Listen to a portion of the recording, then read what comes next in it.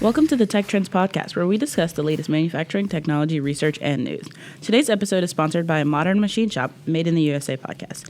I am Ramia, Lloyd, producer, and I'm here with... I'm Elissa Davis, the digital community specialist. I'm Stephen Lamarca, AMT's technology analyst. And I am Benjamin Moses, the man who didn't comb his hair this morning. That's one nice thing about getting old is, like, no one will know.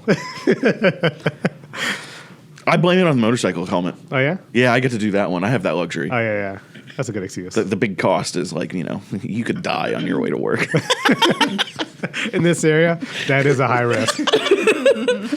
Steve, we got a letter from our editor at large. Yeah, so my babe Tom Feldhausen over at Oak Ridge National Lab, he sent me a text wanting to set the record straight and clarifying the workshop that I spoke so highly of, by the way, on our last episode. So the workshop, the hybrid manufacturing workshop at Oak Ridge National Lab, I'm just going to read what he said.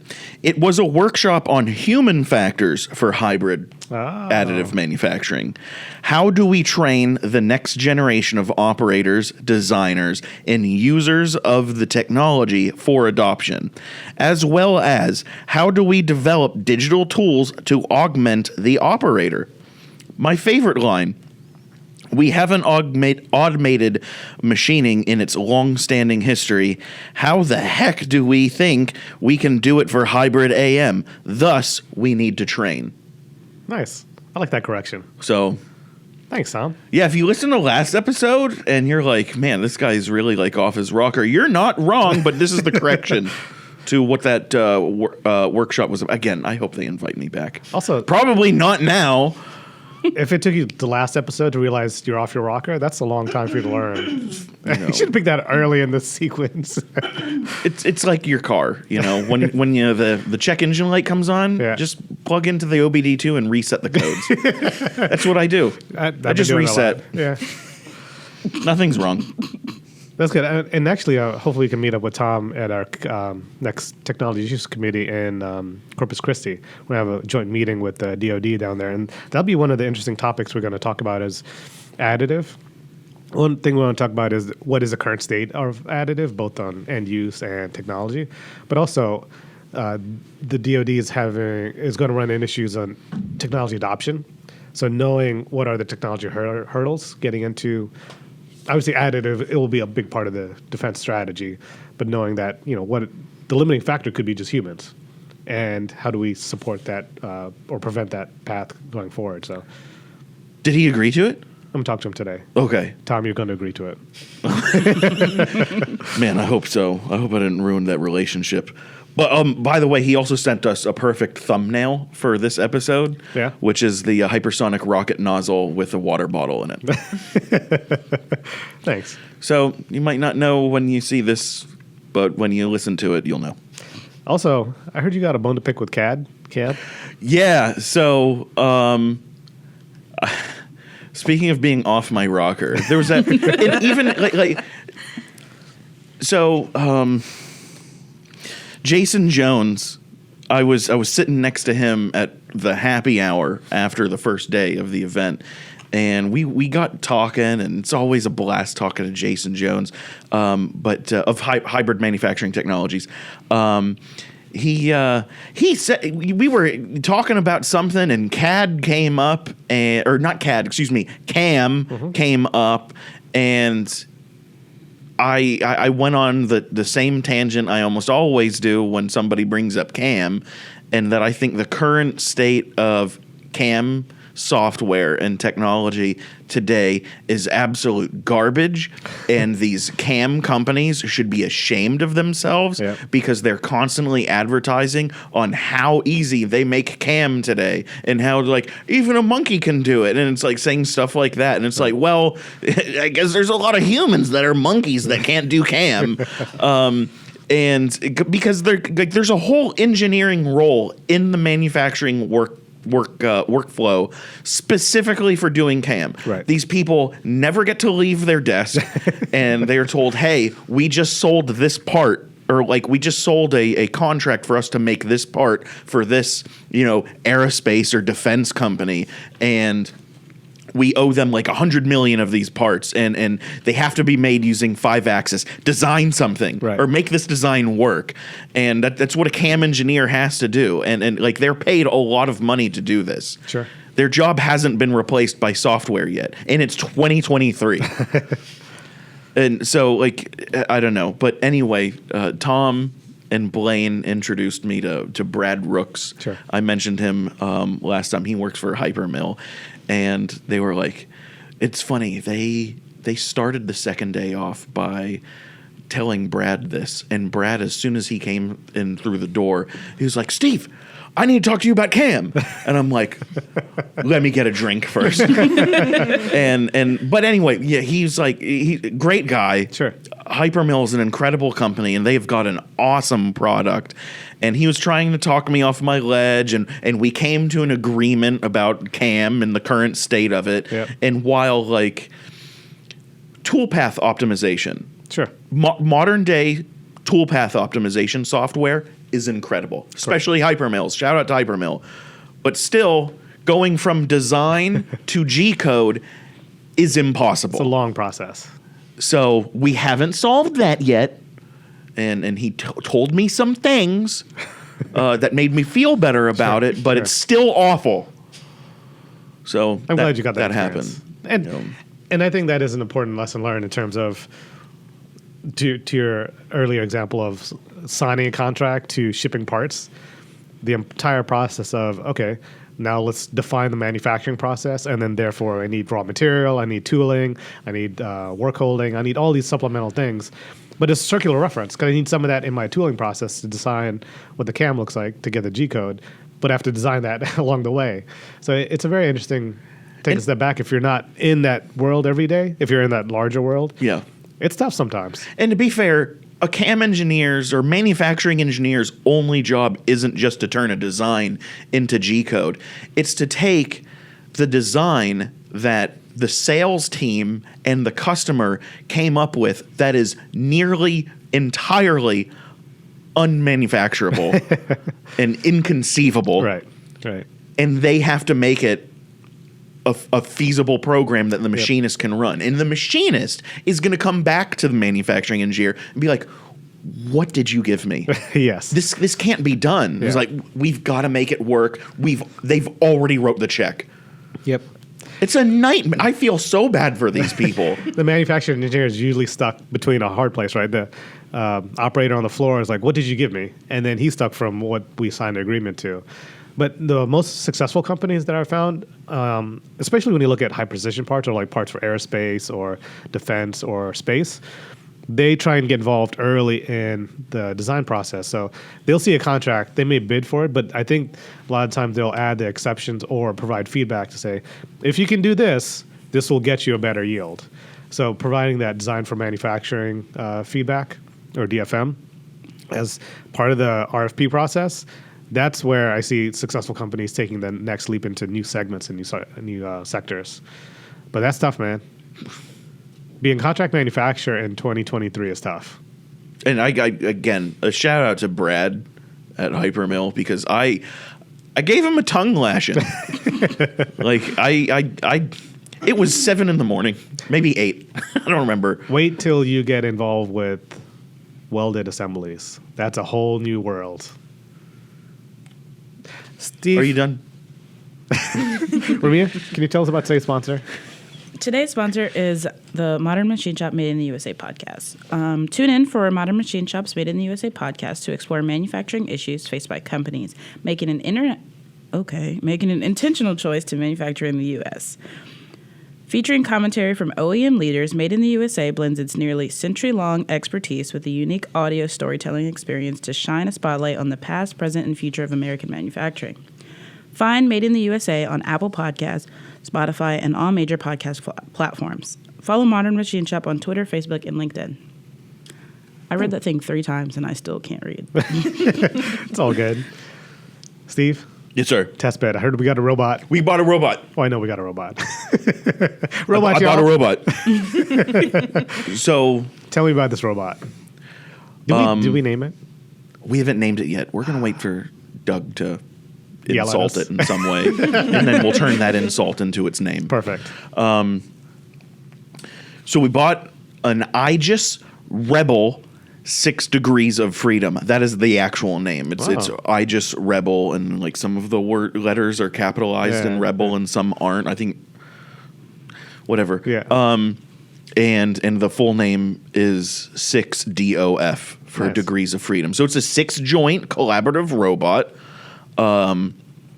that has 660 millimeters of reach with a 1 millimeter accuracy claim, which is great because there's only one other company, as we know, in the automation industry, in the manufacturing industry, that has an accuracy claim, and that's Fanuc. So there's like, That's fine.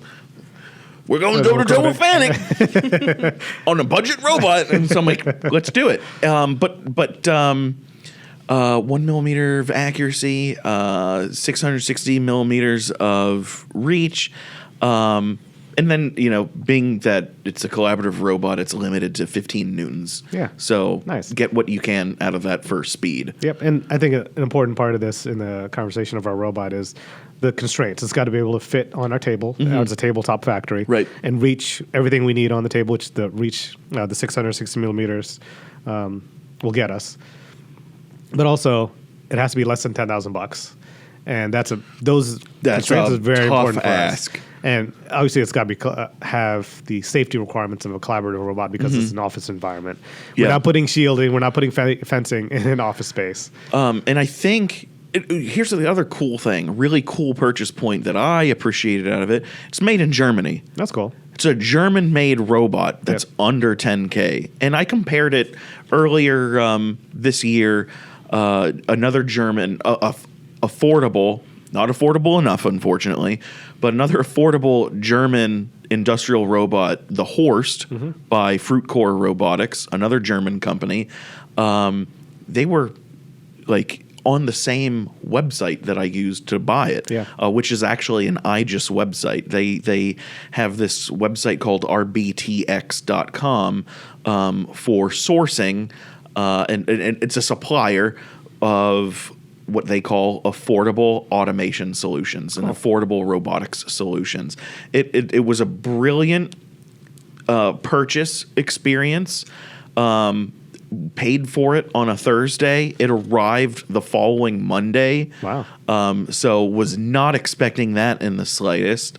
I had equipped on the website and in the shopping cart the end effectors or end of arm tooling that I wanted and whatnot, and some of the other accessories and software packages, and some of them weren't in stock yet, and they told me about that, and they told me we're only billing you for the robot right now. But like a couple days later, they sent me an invoice for, okay, we have everything in stock. Second we get a payment, we'll ship everything to you, or maybe whatever, however it goes. And it was really impressive. And I think that they were able to get a collaborative robot made in Germany for such an affordable price for us, because it kind of hit me like Aegis is like the Magpul of the manufacturing industry. Sure. They really specialize in plastics. Okay. And where you think most robots need to be like made out of metal, and like the important parts on this Aegis cobot are made out of metal. It's like the drivetrain in each joint is like metal, and also it's swappable. So like when you break it, you order another one and you bolt it in there. And the rest of the robot's body is made out of what I assume is carbon reinforced plastic. Okay. Carbon reinforced like glass filled nylon, something like that. And it's a very quality plastic that like, I don't know if you've handled it yet, but it feels like Magpul plastic. It's very which robust. is quality plastic. It is. It's very good. Nice. And I haven't done anything with it. It's still in its box. I opened the box so people can see that we have a robot. And the day it arrived, I walked it around the office and like shaking it above my head like a Tuscan Raider. I was going. That's going to be a soundbite. And. I'm just very proud of it. It is. We got another cool thing about it, the controller box. Yeah. So, like with a lot of robots, you have a massive controller box that you have to place out of sight. Yep. And our last robot, the U-Factory X-Arm 7, great bot, had a professional like control box with the e-stop button on it that we put underneath the bench. This one's control box is located. They've integrated everything into the base of the bot, and it's got a nice wide base for support and leverage. And it's got a remote e-stop button. Oh, nice. It's wired. It is hardwired, so it's not wireless. Which you wouldn't want an e-stop button to be wireless. You're losing it here. Yeah, that's the one thing you want to have guaranteed, like a solid connection at all times with like 8-gauge wires. And we can place that wherever we want. It's a really cool kit. Yeah, and I'm excited to see when some of the accessories comes in and get up and running. That'll be a fun experiment. Yeah. Good. I'm glad everything's working out well, and hopefully our Mexico Tech Center doesn't steal this one for a little bit. If they do, that's fine. They can buy their own, man. Thanks, Steve. I'm excited to get that up and running. Steve, you want to tell us about Legos? Okay, Legos. Reuters posted a story about Legos recently. Let me get the actual title.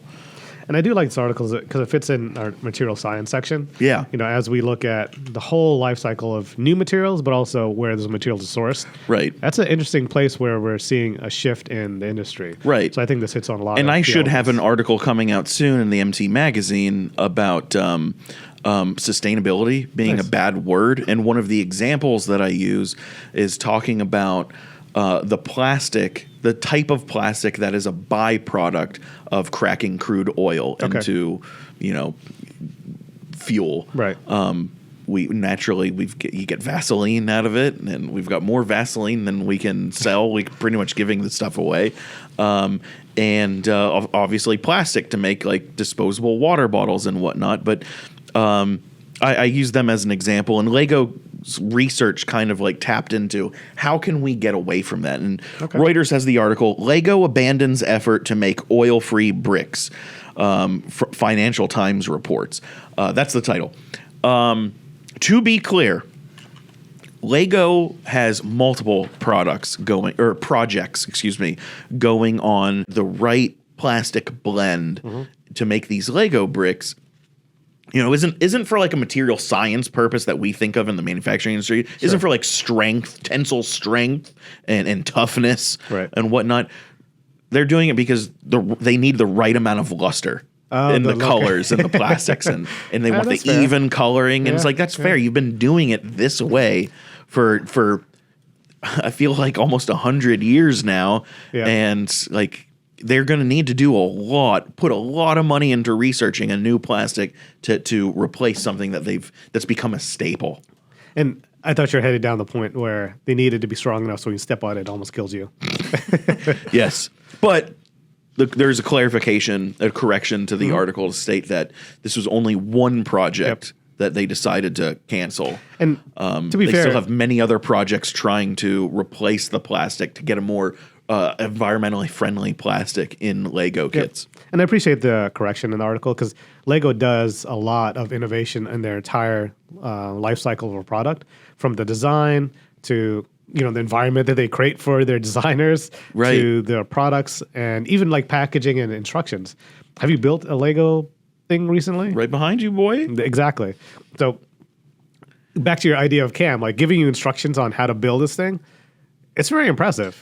Yeah. So to go from that design to, instructions on how to build it and then manufacturing those products, Lego's doing all right. Also, like don't sleep on like everybody's like, oh, Lego, it's a children's toy. It's like, dude, there are CAD programs. There's CAD software out there specifically for building stuff out of Legos. Yep. And it probably doesn't have awful cam associated with it either. Let's get to some NASA sample parachutes. Elissa, you contributed something today. Yeah. So this is from the same source, but NASA asteroid sample parachutes safely onto Utah desert. So this is about the OSIRIS-REx.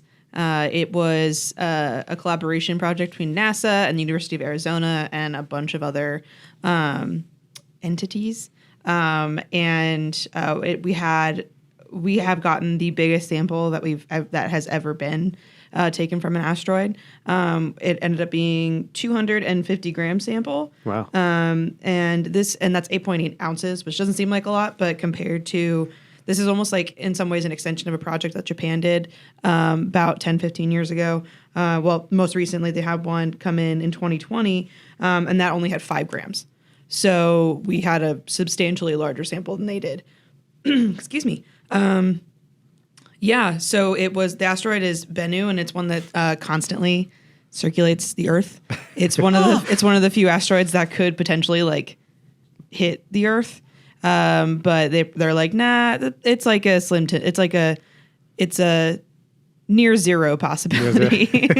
When do we call it a moon if he keeps rotating around us? I mean, Doesn't it have to be big enough? I don't know. Well, the asteroid it's as wide as the Empire State Building is tall. There you go. That's a big boy. But it is still like substantially smaller than the asteroid that killed, or like the asteroid that killed the dinosaurs. Nuke it. And I do like. It's one of many that actually circulate that like orbits the Earth. I don't like it. I don't like it rallying around the family with a pocket full of shells like that. Nuke it.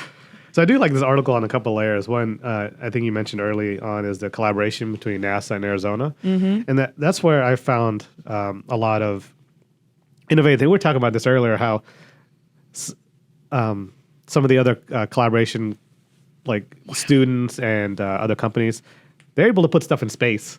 Yeah. Like Arizona students and some of the other contributors towards this, they're contribute earlier in their career. And that's where I found a lot of innovation of being able to propose a problem statement to either students or a group that's not familiar with that environment and get some really wacky ideas. You're going to get some wacky ideas, and maybe one of them might actually make, but that wackiness gets you, innovation and further ideas that'll get you pretty far. Yeah, I mean, a lot of the pieces that came from that were actually on the OSIRIS, they were either developed by U of A, ASU, and then like you said, the regolith X-ray imaging spectrometer, which is also called Rexus. That was a student experiment between Harvard and MIT. That's cool. So students actually, and another fun fact, Brian May of Queen was also on the OSIRIS-REx team. Wow. Yeah. So, he just creates top hits for like 50 years in his spare time and is an astrophysicist as his day job. So How did this thing collect the soil sample? So we had to launch this. Yes. It had to successfully and safely Yes. land on the asteroid, scoop up its little dirt. Yep. And then Jump off. launch and fly back. Yeah. And safely land here. Yep. So And this is entirely automated. We didn't send a monkey up there. No, yeah. So it actually had a lot of the pieces were actually like the first of its kind, and including one which is the TAG-SAM, which is the touch and go sample. Like it's the arm, it's the robotic arm that Lockheed Martin developed in order to collect the actual sample. They develop it or they white label it? Well, no, they developed Okay. it. It's at their center in Denver. Okay. Which is like they have like a ton of like innovative like 3D printing and stuff going on there too. So it's called the TAG-SAM, which is the touch and go sample arm mechanism. And that is what it's also like we're the first to like land on the actual asteroid and collect the sample and then relaunch into orbit. Catch up, India. Could you imagine if we put the U.S. flag and we see that thing passing every once in a while? Like, oh, look, there it is. Yeah, and then I know we talked about the parachute too, and the parachute that they were worried it didn't deploy because they were getting consistent like messages as they were expecting, and so it's called the drogue parachute. They didn't get a message that it deployed, and then it was like once it had entered a certain point in the Earth's atmosphere, they got the message that it deployed, and Dante Laurietta, who is the head of the project, he said he burst into tears. I bet. When he heard. Yeah. So, because this project, it originally launched in 2016. This is a generational project, Yes. isn't it? Yeah. So it launched in 2016. It reached Bennu, the asteroid, in 2018, and then it spent 2 years orbiting. And then in 2020, it collected the sample. It left in 2021, and then it had to travel 1.2 billion miles back to Earth. That's a great project. Yeah. Talk about reliability. Yeah. The dedication. It's wild. So, I mean, Catch up, Toyota. No, I mean, I love space, and I think it's completely fascinating that like we were able to do something like this. Considering where we were even like 50 years ago, we were like I say just going to the moon, but like we were going to the moon, in 1969, and now we're, able to send a fully automated robot basically to an asteroid and have it send back samples. So yeah, NASA's great because we're prepping for this earlier when we were talking about like their design process, how they incorporate various simulations and prepare for this. So they launched it 6-7 years ago. There's a lot of prep before that. NASA does not say, let's do this tomorrow. So the fact that, the journey itself was 7 years, but realistically it's probably like a 10 to 15 year journey from inception. Well, and the source you sent me for the Jet Propulsion Lab, they said that parachutes are the hardest thing to test. Yeah, definitely. Because it's a textile. Yep. And it's the hardest thing to predict. So that the parachute is always kind of left up to chance, no matter what, I think. So they design it as best they can, and then they're like, all right, fingers crossed. That makes sense. I mean, having seen somebody go skydiving before, I did not actually go up in the plane and jump, but I was there for emotional support. You witnessed it. And I think most of the time while we were there was like signing all the documents. Oh yeah, it's like buying a house. Yeah, there's a ream of paper that you have to go through. Yeah, come on, guys, get to some DocuSign. I mean, it was wild. Some DocuSign. So the last article I want to talk about is 3D printing for submarines. It's interesting timing when we get to this article because we contacted by an organization that's looking at the industrial base for just for submarines. So on the podcast, we've been talking about the different divisions and their area of focus on how to improve their supply chain and how they can incorporate automation or at point of use manufacturing. And this article talks about the need for catching up on the supply chain to catch up producing number of subs. So over the past couple of years, we've been delayed a little bit, both on the shipbuilding, but also supply chain to support the ships being built. So the article from Naval Technology talks about U.S. naval industry integrates 3D printing methods for submarines. And I like it because it's two layers. One, they're using marine-based alloys, so stuff that's very corrosion resistant, copper nickel alloys and copper nickel castings. And that's the last part is very important because they're trying to replace difficult castings with additive or 3D printed parts. And I think that's an interesting approach, short term at least. Where we can start seeing value is, the change of those designs, so to harness the full value of additive. But I think they've got a couple years catch up, and part of what the defense is trying to do in this particular area is being more prescriptive about their scheduling. The article talks about their inability to actually schedule when a ship will be complete. So being able to catch up the supply chain to accurately predict their production schedule will allow them to better improve their components in the future. So I thought it's a pretty interesting article, both on the materials and where the defense is headed for getting these parts. And of course, they're looking at, obviously, you're going to 3D print these big parts, now you got to machine them. So I think it's using a very similar infrastructure that they would for castings, just changing the source of the raw material from, a pour to, 3D printed part. Yeah. So hopefully this turns out well, and hopefully you see some, cooler technology come out of this. It's interesting seeing that like basically all branches of the military now are embracing the 3D printing. Yeah, in absolutely. some way, They really are. So not just the Air Force, which is always kind of on the cutting edge, but like all of them are really starting to embrace it. So, I mean, if it works, it works, right? My favorite is still the T-handle to adjust the front side post. It works. it worked, and they had a great point for doing it at the Oak Ridge workshop. There was a military boy there who explained how important that actually was to me, and I'm like, I apologize. You did a lot of apologizing at Oak Ridge. Listen, man, often wrong, never in doubt. But that's science for you. You'll never know unless you get things wrong. Thanks. I guess. It's beautiful. Ramia, where can they find more info about us? amtonline.org/resources. Like, share, subscribe. Bing bong. Bye, everyone.